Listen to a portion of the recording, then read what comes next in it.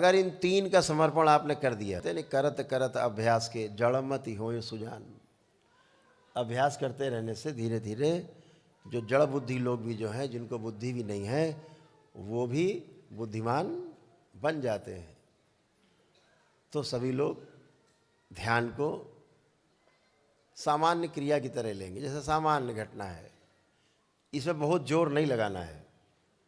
आप इसमें जितना जोर लगाएंगे उतना फंसते जाएंगे, आप बाहर नहीं निकल पाएंगे। जैसे दलदल में फंसा हुआ व्यक्ति जितना उसे निकलने के लिए जोर लगाता है, दलदल में उतना ही ज़्यादा वो और धंसता जाता है। तो दलदल से निकलने के लिए लोग क्या करते हैं, बुजुर्गों ने क्या सिखाया कि फंस गए यहाँ तक, कमर तक, तो खड़े रहोगे अगर तो पूरे शरीर का भार पड़ेगा, धीरे धीरे नीचे धंसते जाओगे। तो क्या करो कि लेट जाओ दलदल में।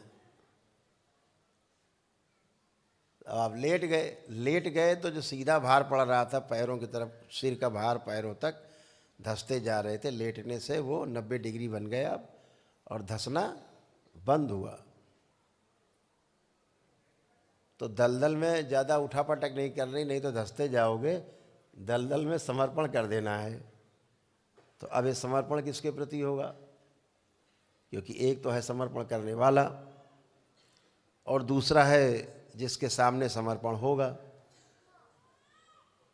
तो उसे कहा गया, जिसके समक्ष हम समर्पण करते हैं उसे कहा गया पूर्ण गुरु।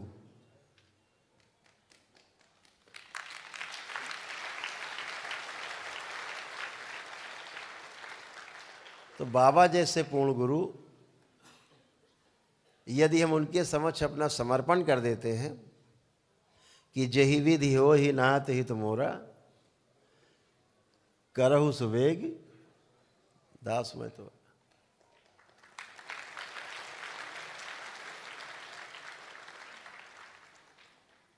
समर्पण ऐसा,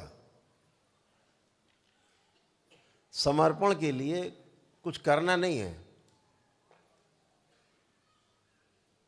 समर्पण एक बहुत छोटी सी घटना है, लेकिन समर्पण करने वाले का हृदय बड़ा विशाल होना चाहिए।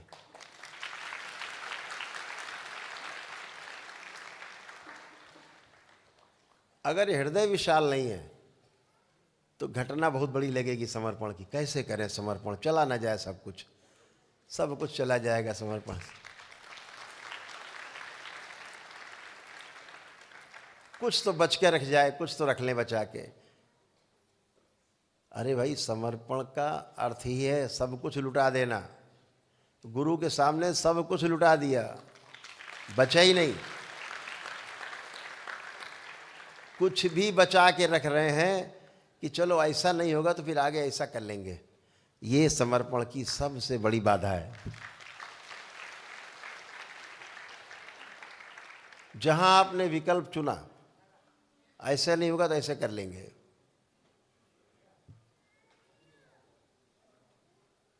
समर्पण में कोई विकल्प नहीं होता। समर्पण पूरी तरह होता है या नहीं होता है। तो हमेशा ध्यान रखो कि गुरु के समक्ष समर्पण से कौन सा समर्पण है, काहे का समर्पण है, क्या समर्पण करेंगे। अपनी इच्छाओं का समर्पण, अपने विचारों का समर्पण, अपनी एक्सपेक्टेशंस, अपनी आशाओं का समर्पण। अगर इन तीन का समर्पण आपने कर दिया, इच्छा, विचार और आशाएं, इसे ही संपूर्ण समर्पण माना जाता है।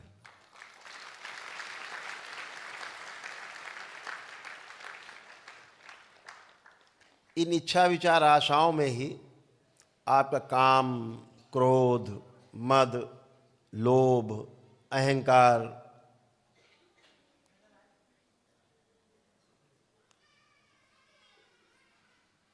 ये सब उसी में शामिल है, स्वतः ही शामिल है। तो इच्छा, विचार, आशाओं का समर्पण गुरु के प्रति कर दिया तो आपका पूर्ण समर्पण हो जाता है।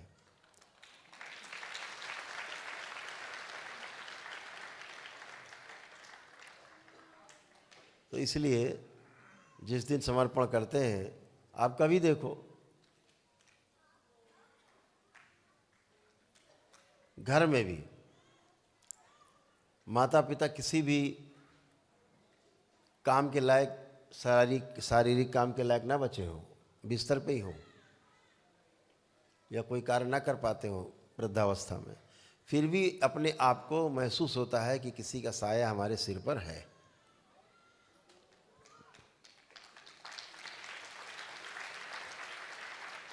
कोई व्यक्ति नहीं चाहता, भले ही अपने पिता माँ इस अवस्था में हो कि चारपाई से उठ के एक लोटा पानी नहीं ले सकते हो, तब भी व्यक्ति चाहता मेरे माता पिता मेरे साथ रहें, जिंदा रहें,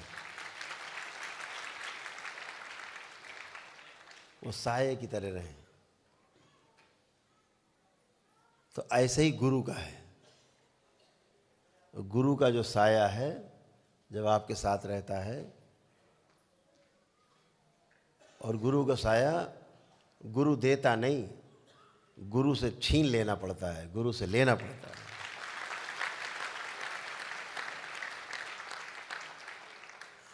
गुरु से कृपा मिलती नहीं है, हमेशा ध्यान रखना।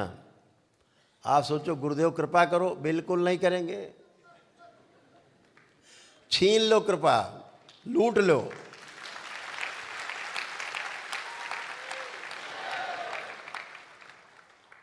तो गुरु कृपा लूटी जाती है, मिलती नहीं।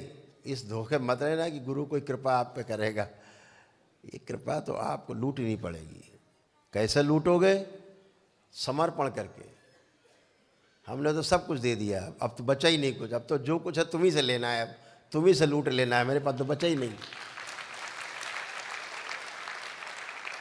तो ऐसे भावना रख के गुरु के प्रति, बाबा के प्रति आपको चलना है जीवन में। Please like, share and subscribe channel.